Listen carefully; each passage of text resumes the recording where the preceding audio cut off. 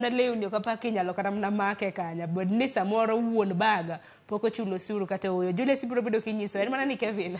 arwake network makama en kata mana kaka twak kwadhi god nyimi neno kata mana thirruok mabende koro oseneno achiedhe nade mopogore opogore mabende welo koro yudo kabiro e pacho ka achiel kuom gima bende Julius na wacho en kaka koro watango welo ranyisi mar welo mabiro e pacho ka kaka irwakogi ok rwakgi yo makare welo kaka mana luor mano mar biro e pacho ka nikech tipo ka bende koro okete mbui kacha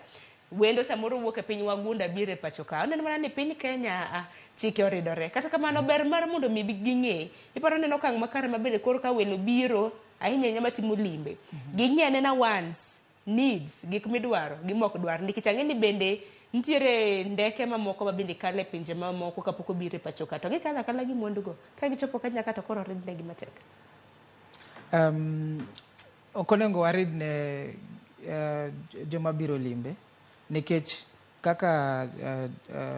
Owino wacho jogi ema kelonwa pesa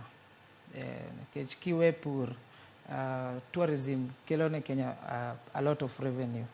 to koro ka warido ne joma biro limowa to wanyiso gi ranyisi marach makoro ka gidok e pach makoro ka gidok e pinygi to gidok gi a very negative review the country nikech gidwacho ni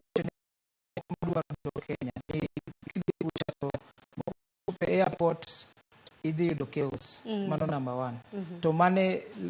like I said mane point of entry ma onengo o treat joma biro limbe gi decorum onengo treat gi maber joma tiyo e KRA I think onengo gibed trained kaka ginyalo treat wateja joma biro limbe gi empathy nitiere kaka inyalo nyiso ng'ato ni we ang'i bagni to oboyie e yo maler ma ok okelo koko mang'eny lakini ka wan koro gimoro amora mane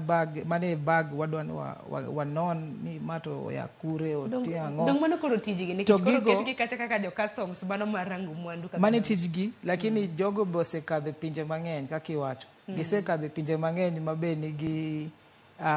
anya wacho ni security margi en very very fast tracked and security mani e gine mamalo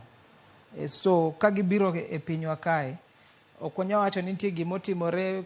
ka gine ndege to gichak gikaw gik moko gimede begegi yeah so